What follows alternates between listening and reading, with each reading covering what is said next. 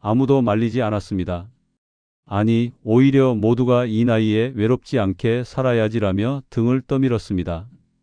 그렇게 김할아버지는 다시 사랑을 믿었습니다. 하지만 그 믿음은 곧 지옥의 문을 열고야 말았습니다.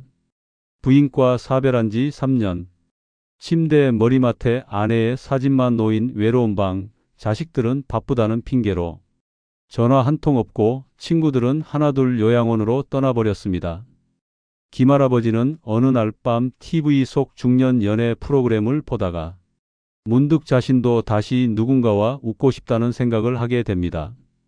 바로 그 다음 날 동네 목욕탕에서 우연히 마주친 노인의 친구가 조심스럽게 한마디를 건넵니다. 혼자 외롭지? 내가 아는 아주머니 있는데 참 괜찮아. 그 말 한마디에 시작된 만남이었습니다. 그녀는 처음부터 달랐습니다. 눈웃음을 지으며 선생님, 손이 참 따뜻하시네요 라고 말하는가 하면 한 달도 안 돼요. 우리 둘이 함께하면 참 좋겠어요. 이 나이에 무슨 시간 낭비예요? 라며 직진을 시도합니다. 그 말이 낯설면서도 달콤하게 들렸습니다. 김할아버지는 정신없이 빠져들었습니다. 외로웠던 세월을 보상받는 느낌이었고 누군가 자신의 이야기를 들어주는 그 시간이 행복했습니다. 그녀는 일부러 김할아버지의 옛 부인을 언급하며 참 현명하셨던 분 같아요. 그분이 하늘에서 외롭지 말라고 나를 보낸 걸 수도 있겠네요 라며 감성까지 파고듭니다. 결국 김할아버지는 반지를 꺼내 들고 조용한 공원 벤치 위에서 고백을 합니다. 우리 같이 삽시다. 서로 의지하며 남은 인생 같이해요. 하지만 문제는 바로 다음 날부터 시작됐습니다. 그녀는 신혼 첫날 부드러운 미소로 김할아버지에게 이렇게 말했습니다. 우리 돈 문제는 투명하게 해요. 선생님 연금이랑 예금은 제가 알아서 관리할게요. 걱정 마시고 몸만 챙기세요. 그 순간 김할아버지는 짧은 망설임을 느꼈지만 이 사람이 날 이렇게까지 걱정해 주는데라는 생각에 결국 통장을 건넵니다. 심지어는 카드 비밀번호까지 말해버립니다. 그리고 충격적인 일이 벌어집니다. 그날 오후 김할아버지가 졸고 있는 사이 그녀는 집안 구석구석을 돌아다니며 각종 서류를 살핍니다. 재산 목록, 부동산 서류, 보험 계약서까지 몽땅 훑고 사진으로 찍어두며 웃고 있는 모습이 현관 CCTV에 고스란히 남아 있었습니다. 이 모든 게 단 하루 만에 벌어진 일입니다. 그리고 그날 밤 김할아버지가 잠이 든 사이 그녀는 혼잣말을 합니다. 이 정도면 노후 자금은 충분하겠지. 아주 좋은 재혼이네. 이제 막 사랑을 시작한다고 믿은 그 순간 김할아버지는 이미 모든 것을 빼앗기고 있었습니다. 외로움은 마음을 흔들었고 그 흔들린 틈을 누군가는 정확히 노리고 있었습니다. 이 사랑은 운명이 아니었습니다. 계획된 함정이었습니다. 재혼한 그날부터 김할아버지의 일상은 차가운 감옥으로 변했습니다. 환한 웃음으로 시작된 사랑은 어느새 숨조차 제대로 쉴 수 없는 감시와 통제로 뒤바뀌었습니다. 가장 먼저 무너진 것은 인간관계였습니다. 자식들이랑은 그만 연락해요. 그 사람들, 선생님 외로운 거 조금이라도 이해했으면 진작에 왔겠죠. 그녀의 그 말 한마디에 김할아버지는 핸드폰 속 자식들 번호를 지워버립니다. 아들 생일날 걸었던 전화, 딸 결혼 기념일에 부르던 축하 노래, 이제 모두 삭제 버튼 하나로 사라졌습니다. 그녀는 말했습니다. 이젠 나만 믿고 살면 돼요. 내가 다 해드릴 거? 그 말은 단순한 애정이 아니었습니다. 그것은 시작이었습니다. 통제의 시작이자 감시의 서막이었습니다.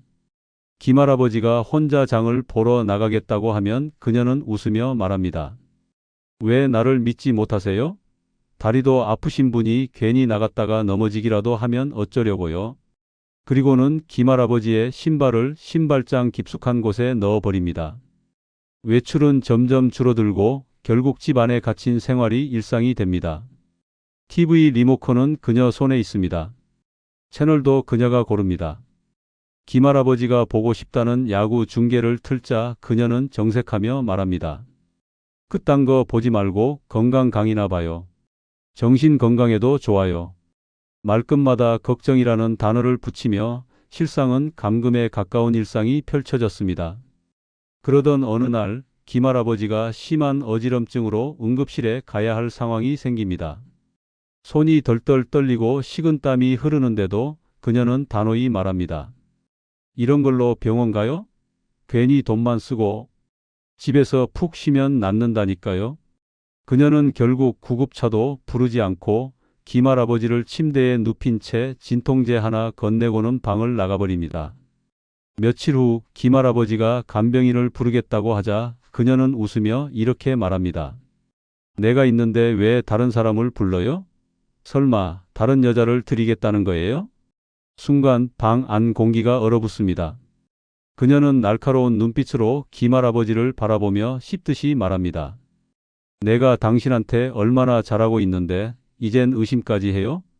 그날 이후 김할아버지는 다시는 그 말을 꺼내지 못합니다. 간병인은커녕 전화 한 통 넣을 기회조차 주어지지 않았습니다. 그녀는 외출할 때마다 방문을 반쯤 열어놓고 TV 볼륨을 줄이며 말합니다. 밖에 나간다. 하지만 내가 없는 동안 이상한 행동하면 나도 가만히 안 있을 거야. 이건 사랑이 아니었습니다. 돌봄도 아니었습니다. 김할아버지는 외롭다는 이유로 그 따뜻한 말 한마디에 인생 전체를 내준 대가로 하루하루를 감시당하고 조종당하는 꼭두각시로 살아가고 있었습니다. 그녀는 더 이상 배우자가 아니었습니다. 김할아버지 인생의 관리자, 통장 비밀번호를 쥔 감시자, 그리고 곧 모든 것을 무너뜨릴 파괴자였습니다. 김할아버지는 그제야 깨달았습니다. 이건 동행이 아니라 함정이었습니다.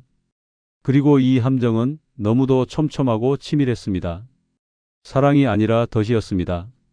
그리고 그 덫은 김할아버지가 알지 못하는 사이에 이미 깊이 작동하고 있었습니다.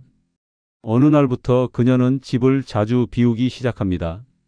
김할아버지가 요즘은 왜 이렇게 자주 나가? 라고 묻자 그녀는 밝게 웃으며 말합니다.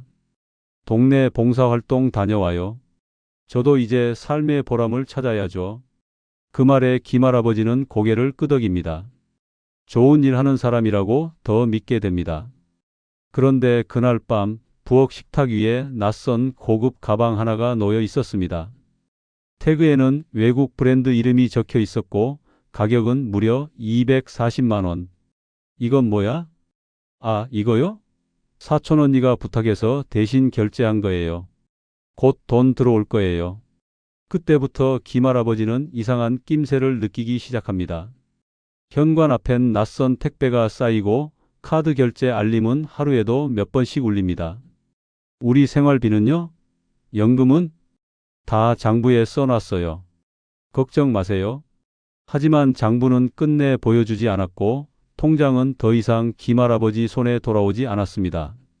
어느 날 그녀가 외출한 사이 책상 서랍을 열어본 김할아버지는 결정적인 것을 목격합니다. 보험 서류 2장, 자신도 모르게 계약된 이름. 보험 수익자란에 그녀의 이름이 선명하게 적혀 있었습니다. 심장이 내려앉습니다. 도대체 이게 무슨 일이란 말입니까? 김할아버지는 다음 날 그녀를 조용히 따라가 보기로 결심합니다. 목욕탕 간다고 나간 그녀는 동네 상가 뒷골목에서 누군가와 만나고 있었습니다. 거기엔 중년의 남자가 있었고 둘은 손을 잡은 채 웃고 있었습니다. 말없이 사진을 찍는 김할아버지 손은 떨리고 다리는 힘이 풀릴 듯합니다. 집으로 돌아온 김할아버지는 묻습니다. 오늘 누구 만났어? 그녀는 무표정으로 대답합니다. 아는 분이에요. 왜 감시하세요? 그리고는 이어지는 말. 그따위 의심할 거면 나랑 왜 살아요? 그 순간 김할아버지는 마치 죄인처럼 주눅이 들고 사진을 꺼내지도 못합니다. 이 모든 것이 자신의 착각일지도 모른다는 불안감이, 믿고 싶다는 미련이 그의 입을 막습니다. 하지만 며칠 후 더 큰 충격이 터집니다. 집을 담보로 대출이 실행됐다는 우편이 날아온 것입니다. 그가 평생 모은 피땀이 들어간 집, 아내와 함께 꾸며놨던 그 안락한 보금자리. 그 집이 이제 빚으로 잠식당하고 있었습니다. 이게 뭐야? 왜 이런 게 와? 그녀는 짜증난 얼굴로 말합니다. 당신 이름으로 한 거니까 내가 몰라도 되는 거 아니에요? 그리고는 덧붙입니다. 내가 잘할게요. 집도 더 좋은 데로 옮기면 되잖아요. 그 말은 핑계가 아니었습니다. 면밀하게 설계된 계획이었습니다. 재혼, 연금 장악, 보험 계약, 담보 대출. 모든 수순이 순식간에 맞물리며 김할아버지의 인생을 통째로 빼앗아가고 있었습니다. 이제 그는 통장도, 카드도, 재산도, 자식과의 연락도 모두 잃었습니다. 오직 남은 건 그녀의 기분에 따라 살아야 하는 하루하루. 김할아버지는 그날 밤 처음으로 침대에서 울었습니다. 혼자 중얼거렸습니다. 내가 이럴 줄 알았으면 그냥 혼자 살걸. 하지만 이미 되돌릴 수 없었습니다. 이 사랑은 꽃이 아니라 칼날이었습니다. 사랑이라 믿었던 그 여인은 실은 그의 인생을 조각내기 위해 보낸 파괴자였습니다. 그녀는 김할아버지 인생을 조용히 해체해 나가고 있었습니다. 사랑이라는 이름으로 다가와 연금을 차지했고 걱정이라는 핑계로 고립을 시켰으며 헌신이라는 가면으로 모든 재산의 권리를 자신의 손에 쥐었습니다. 그러던 어느 날 김할아버지 앞으로 온 한 통의 우편물이 마지막 남은 믿음마저 부숴버립니다. 연금 자동이체 수령 계좌 변경 완료 안내. 김할아버지는 혼란에 휩싸입니다. 자신은 아무것도 신청한 적이 없었습니다. 급하게 국민연금공단에 전화해 확인해 보니 이미 지난주에 위임장이 제출되어 계좌가 변경됐다는 답변이 돌아옵니다. 서명? 당연히 위조였습니다. 그녀가 김할아버지의 도장을 보관하고 있었기 때문입니다. 이제 연금조차 그녀가 관리하는 카카오뱅크 계좌로 들어가고 있었습니다. 분노에 치민 김할아버지가 따져 묻자 그녀는 전혀 당황하지 않은 표정으로 말합니다.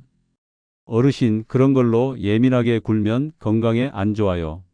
제가 알아서 다 챙긴다고 했잖아요. 그 말 한마디에 김할아버지는 완전히 멍해집니다. 자신이 누군지, 왜 이렇게까지 당했는지 이제는 혼란조차 판단을 덮고 있었습니다. 그날 밤 그는 마지막 희망을 붙잡고 자식에게 전화를 겁니다. 통화 연결음이 길게 울리다 겨우 딸이 받습니다. 아빠, 무슨 일이야? 떨리는 목소리로 김할아버지는 말합니다. 얘야, 아빠가 좀 이상한 것 같아. 통장도 안 보여주고 집 담보로 대출도 나갔고. 그런데 돌아온 말은 차가운 바람처럼 싸늘했습니다. 아빠가 원해서 재혼하신 거잖아. 이젠 그분이 가족이니까 잘 해결해 보셔야죠. 그 순간 김할아버지는 전화를 들고 있던 손을 천천히 내려놓습니다. 자식까지도 이제는 등을 돌렸습니다. 그토록 아끼고 뒷바라지했던 자식에게서 돌아온 건 외면이었습니다. 며칠 후 그녀는 평소와 다르게 외출 준비를 하며 말합니다. 친정에 일이 있어서 당분간 다녀올게요. 일주일쯤 걸릴지도 몰라요. 그녀는 작은 캐리어에 김할아버지의 통장과 인감도장, 신분증 사본까지 챙겨 넣고 문을 나섭니다. 김할아버지는 불안에 떨며 묻습니다. 통장도 왜 가져가? 그녀는 웃으며 대답합니다. 혹시 급한 일 생기면 써야 하니까요. 걱정 말고 푹 쉬세요. 그날 이후 그녀는 돌아오지 않았습니다. 전화를 해도 꺼져 있고 메시지는 읽지도 않습니다. 이틀, 사흘, 그리고 일주일. 점점 시간이 흐르며 김할아버지는 가슴을 부여잡고 쓰러질 듯한 감각에 휘청입니다. 자식에게 다시 전화를 해보지만 이번엔 아예 받지도 않습니다. 친구들에게 전화를 돌리지만 그런 일엔 우리가 어떻게 도와주냐며 대답을 피합니다. 결국 경찰서에 찾아가 실종 신고를 하자 담당 경찰은 서류를 넘기며 냉정하게 말합니다. 법적으로는 부부이기 때문에 공동재산 처분이나 외출을 이유로 수사에 착수하긴 어렵습니다. 김할아버지는 입을 다물고 그대로 의자에 주저앉습니다. 다리가 후들거리고 숨이 막히고 눈앞이 흐려옵니다. 그는 사랑을 믿었습니다. 사람을 믿었습니다. 하지만 그 믿음은 결국 자신을 철저히 무너뜨렸습니다. 이제 남은 건 없습니다. 연금은 빼앗겼고 집은 담보로 넘어갔으며 자식과의 끝마저 끊어졌습니다. 그리고 그가 평생 아껴온 모든 것은 단 한 사람의 사기극에 의해 단 몇 달 만에 전부 사라졌습니다. 사랑인 줄 알았던 관계는 사실 완벽하게 설계된 범죄였습니다. 김할아버지는 이제 알게 됐습니다. 외로움보다 무서운 건 그 외로움을 노리는 사람이라는 사실을. 그녀의 눈물 연기 앞에서 모든 진실은 가려졌고 김할아버지는 순식간에 가해자로 낙인 찍혔습니다. 재산은 이미 그녀의 손에 넘어갔고 자식들은 등을 돌렸으며 법정에선 위자료까지 물어주라는 판결이 내려졌습니다. 하지만 진실은 결코 영원히 묻히지 않았습니다. 절망 끝에서 김할아버지를 다시 일으킨 건 뜻밖에도 목격자 한 사람의 양심이었습니다. 그녀가 사라진 지 2달 후 우체국 앞 벤치에서 혼자 앉아있던 김할아버지에게 낯선 여인이 다가왔습니다. 혹시 김 어르신 맞으시죠? 예? 그런데요. 저 말씀드릴 게 있어요. 예전부터 고민했는데 이제는 더 못 참겠어요. 그녀는 자신을 김할아버지 집 옆 라인에 사는 주민이라 소개했습니다. 그리고 입을 떼는 순간 김할아버지의 2다리가 그대로 굳어버렸습니다. 제가요, 몇 달 전에 그 여자분이 집 앞에서 어떤 남자랑 다정하게 얘기하는 걸 여러 번 봤어요. 팔짱도 끼고 웃고 어떤 날은 차에 같이 타고 나가기도 했어요. 김할아버지는 숨이 멎는 줄 알았습니다. 정확히 누구랑 뭘 봤다는 거예요? 그 남자요. 그 사람 아마도 내 연남인 것 같았어요.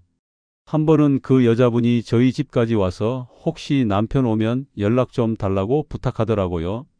그날 남자랑 집에 둘이 있었거든요. 말문이 막혔습니다. 그녀는 덧붙였습니다. 사실 저희 단지에 소문도 많았어요. 김할아버지 재산 다 가져가려는 거 아니냐는 말도 나왔고 너무 죄송해요. 그냥 못 본 척하고 말았는데 이제는 말해야 할 것 같아서요. 그녀의 증언은 곧바로 법률구조공단을 통해 재심 청구서에 포함되었습니다. 게다가 동네 마트 직원도 비슷한 말을 해줍니다. 가끔 혼자 올 때는 쌍욕을 하고 카드 긁을 땐 이 돈도 이제 끝이다 같은 말을 하더라고요. 처음엔 그냥 장난인 줄 알았는데 들으면서 이상했어요. 증언이 모이기 시작했고 거짓의 껍데기는 빠르게 벗겨졌습니다. 특히 결정적이었던 건 그녀가 김할아버지에게 폭언을 당했다고 말하며 제출했던 음성 파일이었습니다. 그 음성은 알고 보니 두 사람의 대화가 아닌 그녀 혼자 말하며 녹음한 것이었습니다. 왜 나를 무시해? 왜 소리쳐? 왜 욕해? 라고 혼잣말하듯 말하는 방식. 전문가 감정 결과 응답자의 목소리가 없고 대화 흐름이 비정상적이라는 분석이 나오며 결정적 반격이 가능해졌습니다. 법원은 즉각 재심을 받아들였습니다. 2명의 이웃 증인, 마트 직원, 그리고 조작된 음성 파일. 그것만으로도 충분했습니다. 재판장 앞에 다시 선 그녀는 이전처럼 울지 않았습니다. 고개를 숙인 채 입을 다물었고 판결은 냉정했습니다. 이 사건은 혼인 제도를 악용한 고의적 재산 편취이며 고령자 대상 계획적 범죄로 판단됩니다. 사기 및 명예훼손, 위증 혐의까지 더해져 그녀는 징역 3년 6개월을 선고받았습니다. 김할아버지는 위자료와 재산 분할 의무가 모두 취소되었고 연금 계좌도 다시 본인 명의로 복구되었습니다. 법원에서 나오던 순간 김할아버지는 하늘을 올려다보며 중얼거렸습니다. 살다 보니 이런 날도 오는구나. 사랑은 이용당했고 인생은 농락당했지만 끝까지 포기하지 않은 한 사람의 진심이 결국 진실을 이겼습니다. 김할아버지의 억울함은 그렇게 세상 앞에 드러났고 진실은 다시 그의 편에 섰습니다. 김할아버지는 모든 것을 잃은 듯 했지만 끝내 가장 중요한 것을 지켜냈습니다. 자존심이 아니었습니다. 돈도 아니었습니다. 그것은 바로 내 인생은 내가 지킨다는 의지였습니다. 법정에서 무죄를 선고받고 그녀가 감옥에 수감된 뒤에도 김할아버지는 오랫동안 웃지 않았습니다. 사람을 믿은 대가로 받은 상처는 깊었고 연금이 복구돼도 마음속 허탈감은 쉽게 가시지 않았습니다. 하지만 어느 날 아침 마당에 핀 작은 꽃 하나를 보며 김할아버지는 웃음을 터뜨렸습니다. 이놈의 꽃이 피네 내가 살긴 살았구먼. 그날 이후 김할아버지는 변했습니다. 먼저 자식들에게 전화를 걸어 사과했습니다. 내가 그땐 외로움에 눈이 멀었어. 자식마저 미워하게 만들더라. 아들은 한참을 말없이 듣고 있다가 조용히 말했습니다. 이젠 괜찮아요, 아버지. 저희가 곁에 있을게요. 그렇게 끊겼던 가족의 연락이 다시 이어졌고 손주가 보내준 스마트폰으로 김할아버지는 사진도 찍고 메시지도 보내는 법을 배우기 시작했습니다. 손자야, 이거 이모티콘 보내는 건 어떻게 하누? 할아버지, 그건 저기 웃는 얼굴 누르면 돼요. 처음엔 서툴렀지만 매일매일이 새로운 시작이었습니다. 이웃 주민들과도 조금씩 인사를 나누기 시작했고 동네 마트에선 고생 많으셨다며 웃으며 음료수 하나를 더 챙겨줬습니다. 김할아버지는 이제 새벽마다 동네 공원을 걷습니다. 예전처럼 누군가 옆에 없지만 그는 혼자가 외롭지 않습니다. 왜냐고요? 그는 더 이상 아무에게도 속지 않을 눈을 갖게 되었고 스스로를 지킬 수 있는 용기를 얻게 되었기 때문입니다. 지금도 매달 손으로 적은 일기를 씁니다. 오늘은 두부를 사 먹었다. 너무 짜서 물에 한참 담갔다. 그래도 따뜻해서 좋았다. 나는 아직 살아있고 웃을 수 있다. 그게 중요하다. 김할아버지의 이야기는 단순한 한 사람의 고난이 아닙니다. 그건 외로움에 흔들린 모든 이들에게 주는 경고이자 절망 끝에서도 일어설 수 있다는 희망의 기록입니다. 사랑은 나를 보듬어주는 것이어야지 나를 부숴버리는 것이어선 안 됩니다. 외로움을 견디지 못해 누군가에게 인생을 맡기는 순간 그 대가는 상상보다 훨씬 더 클 수 있습니다. 하지만 동시에 김할아버지는 이렇게도 말합니다. 세상에 나쁜 사람만 있는 건 아니야. 다만 내 인생은 이제부터 내가 제일 먼저 챙긴다. 지금 그는 혼자지만 고요한 아침마다 감사하며 살아갑니다. 가끔 공원 의자에 앉아 햇살을 받으며 양손을 무릎에 올린 채 이렇게 속삭입니다. 여기까지 온나 참 잘 살았다. 김할아버지의 오늘은 결코 끝이 아닙니다. 그건 다시 시작된 진짜 자기 인생의 첫날입니다.